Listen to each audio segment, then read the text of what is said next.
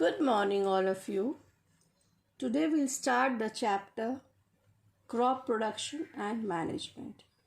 Now, in the beginning of the chapter, one activity is given here to make a plastic bottle planter. As all of you are at home and free also, so you can do this activity. You can try it at your homes. Now, what we have to do in this? So, we'll take a plastic bottle, wash it thoroughly, and then we'll cut the bottle from the middle as it is shown in the picture. Then we can punch 2 holes on each side so that we can hang it, and we'll take a piece of aluminum foil and keep it inside the bottle because we have to keep some soil. Because why we are taking aluminum foil? It won't allow the soil to dry fast. So you can see in the picture it's given how we have to cut the bottle. Any bottle you can take. So we have to line the inside of the bottles with aluminum foil. It will act as an insulator. Now we'll put some soil on the aluminum foil. Then we'll sow some seeds. After this, we'll hang the bottles in a place wherever you can get proper sunlight. And we'll keep watering them from time to time. So any type of seeds which you are having at your houses, any flower and all, so you can use the dry flowers as seeds also. So we'll use them as, or you can make a bird feeder also instead of this, whatever you wish. Now we have to start the chapter. Now first topic in this chapter is birth of agriculture. Before man started practicing agriculture, he used to lead a nomadic life. Now, what is nomadic life? Nomadic life means just like Banjara. They used to travel from one place to another, and they did not live a settled life. Earlier, they used to act as hunters and gatherers. They used to eat raw flesh without cooking and all. So, after fire was discovered, they started living a settled life and they became farmers. So that was 10,000 years ago, and they also started domesticating the animals and all. So the first domestic animals you can call, they were the dogs, pigs, sheep and cattle. Now what is agriculture? Agriculture, it is a very huge branch. Now, the branch of science that deals with various methods of food production for the benefit of human beings is called as agriculture. You can underline the definition which is given. Now, since the population is growing day by day, we require food because we have to feed such large number of people. Now, next is crop. Now, what is a crop? A crop can be defined as a large number of one kind of plants grown together at one place.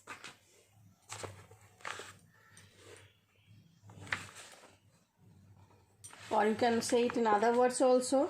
When the same kind of plants, they are grown in the fields on a large scale to obtain foods, it is known as a crop. Now, crops have been divided on the basis of the seasons in which they are grown in 3 main types. So we are having 3 main types of crop cycles in India. First one is your Kharif crops. Now Kharif crops, the crops grown during the monsoon season, that is from June to October, they are known as Kharif crops. So seeds, they are sown in the beginning of the monsoon season, and when they ripe or when they mature, these crops are harvested. Harvesting means cutting of ripe crops. That is done towards the end of the monsoon season. Example of some kharif crops are maize, millets, jowar, bajra, cotton, paddy is your rice, soya bean, green gram, black gram and sugarcane. So these are types of kharif crops. So what are kharif crops? The crops which are grown during the monsoon season, they are known as Kharif crops. And next topic is Rabi crops. Crops that are grown in winter season, that is from the month of November to April, they are known as Rabi crops. You can see in the PDF file, pictures of some crops are given here. In the first picture, you can see the picture of rice is given, sugar cane is given. Next picture, that is of the Rabi crops, you can see wheat and mustard is given. So Rabi crops, they are those crops that are grown in the winter season, that is from the month of November to April. Now, some of the common examples of Rabi crops are wheat, pea, linseed, barley and mustard. So these are examples of Rabi crops. So these were the two crops, Kharif and Rabi. Now next we are having Zaid crops. Now what are Zaid crops? Zaid crops are those crops which are grown from the month of March to June.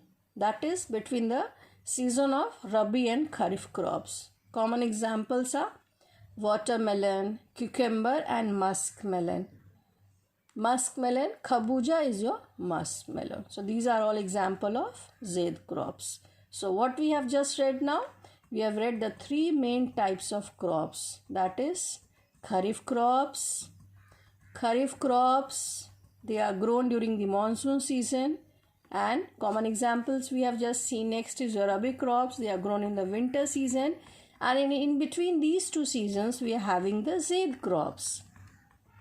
We are having examples are watermelon, all of you must be loving watermelon, cucumber and muskmelon. Muskmelon is your kharbuza. You can see beautiful pictures are given in the PDF files, cucumber and muskmelon. Now, one activity is given here, checkpoint. Examples are given here. You have to arrange them in the table. What are the three tables? First one is your Rabi, second is Kharif, and then we are having the Zaid crop. Some examples are given. So, whatever old copies which you are having or notebooks which you are having, in that you can write it. So, examples of Rabi crops, you will arrange them as it is given. What are Rabi crops examples? Pea, linseed, wheat and mustard. So these are examples of Rabi. In Kharif, we are having paddy, cotton and soyabean. Third column is of Zaid column. Zaid, you are having watermelon, muskmelon and jute. You know what is jute? A number of products which we use at our houses, number of bags are there, doormats and all, they are all made from jute. So these are the three columns. To arrange them in the different columns, it's very easy. Now we move on to the next topic, that is the methods of crop production. So before we start the topic, here a do you know fact is given. So India is the second largest agriculture producer of the world, and in the terms of export, India is the seventh largest in exporting agriculture produce. Now, the basic activities which are performed by a farmer in the field to grow a crop is called as agriculture practices. Now, India is a very rural, you can say rural or poor country. We do not have all the modern facilities. In the villages, there is still poverty. So, farmers, they adopt the traditional methods of agriculture. Some of them they adopt, those of them who are having money, they can afford, they use the modern methods, but generally 80% of the farmers, they use the traditional methods of agriculture. Now we'll see what are the stages involved in producing a crop. Now they have been divided into 9 categories. The stages involved in producing a crop. Now they are crop selection, second is land preparation, third is seed selection, then we are having fourth is seed sowing, fifth is irrigation, which is very important for agriculture, then crop growth, then fertilizers, then harvesting, and last is storage. So one table is given here. You can see the table. Very beautiful pictures are given here. Now first stage they have done preparation of soil. You can see in the picture a farmer is plowing the land. A picture of plow is given here. What is a plow? It is used in turning the soil. In Hindi we call it as hal. That is preparation of soil. Then we are having hoe. Hoe is known as kudal. A hoe loosens the weeds and turns the soils. Weeds are unwanted plants which grow in the field. You can use cultivators also. So cultivators, they are generally attached at the back of the tractors. So it prepares the soil for sowing the seeds. Next stage you can see in the picture is sowing. We use a seed drill. Seed drill, it is having comb-like teeth and that is attached at the back of the tractor. It sows seeds at equal distances from one another and at proper depth. Next is moat and dhekli.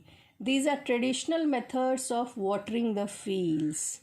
So a moat is a container in which water is taken out from the well with the help of a pulley. Some of you must have seen it either in pictures or in your villages. In dhekli we are using a pole in which a bucket is attached. It is a very traditional method.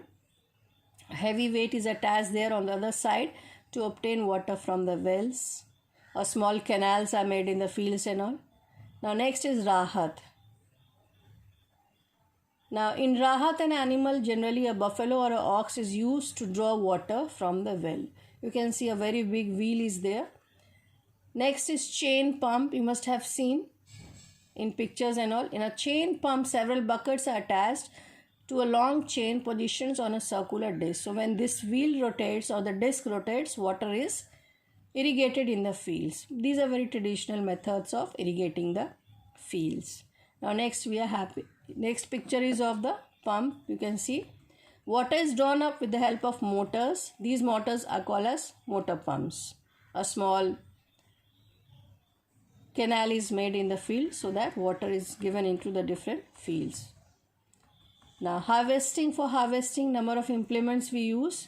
So first one is your sickle. You can see in the picture. It is an implement with a curved metallic blade, half S you can say. It is used for reaping the grains, for cutting the grains. And there is a equipment known as combine. It is used for harvesting. That means cutting the ripe crop. So these are the different methods by which it is done. Now once the crop is selected on the basis of factors such as season, price is decided in the market and the farmers, they sell their harvested crops in the different markets. Now next topic is preparation of soil. This is the first and most important steps. Turning the soil is important because it loosens the soil. Loose soil, what will happen? It allows the roots of the different crops to get inside, to penetrate deep into the soil, so that the roots also, they breathe easily, they get water and oxygen. Now earthworm and other microbes which are present in the soil. Earthworm is also known as farmers' friends because they help in loosening the soil and they also add humus to the soil.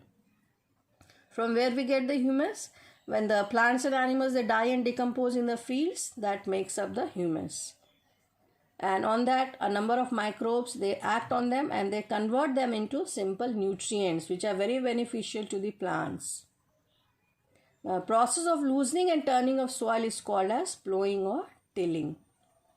Either it can be done with the help of a plow. Just now we have seen the picture of a plow, a hoe or a cultivator. These are the names of the different agriculture tools.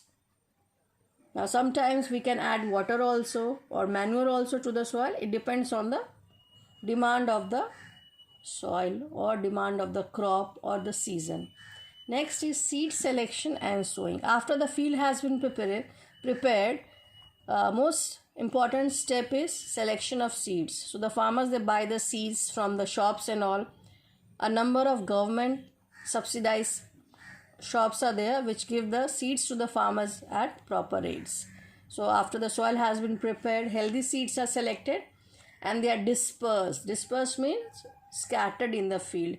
Generally it is done manually by hands and that method is known as broadcasting. You can see in the picture some ladies are there, they are throwing the seeds in the fields, but that method is not proper because a number of seeds are wasted in that manner. We can use seed drills for that. Even with an improved variety of a plant, the crop, it's not necessary that all of them will be good. Some of the seeds may be bad also. So most common practice to check the seeds is before sowing, we soak the seeds under water to assess the quality of the seeds. Then we disperse it into the fields. Now after the seeds have been dispersed in the fields, next step is adding manures and fertilizers. Just like we eat different types of foods which contain the different nutrients like vitamins, minerals and all, plants also need manures and fertilizer. They need nutrients to grow. So what are the nutrients for them? The different types of fertilizers and manures. Now what is a manure? Manure is a product of decomposition of plant and animal waste. And fertilizers, they are chemical compounds which are produced in the factories. Some examples of fertilizers are urea, ammonium sulfate, superphosphate, potash and NPK. NPK is the most basic of the fertilizer. Capital N stands for nitrogen, capital P for phosphorus and K for potassium. So these are the different types of fertilizers. Fertilizers help in producing better quality of the plants. But excessive use of fertilizers is not good for the crops. Excessive use of fertilizers, it hampers the natural content and it also destroys the soil quality. So one table is given here, the difference between chemical fertilizers and organic manure. Now what are the different differences? Fertilizers, they are chemical salts. Organic manure, they are natural substances and they are produced by the decomposition of animal and plant waste. Chemical fertilizers, they are prepared in factories. Manure are prepared in the field. Now, fertilizers, they contain those nutrients which can be absorbed by the plants. But these organic manure, they contain other things also. Fertilizers are effective and show immediate action. In the case of manure, it is slow. Fertilizers can be easily washed away by water, but manure can remain in the soil for long periods.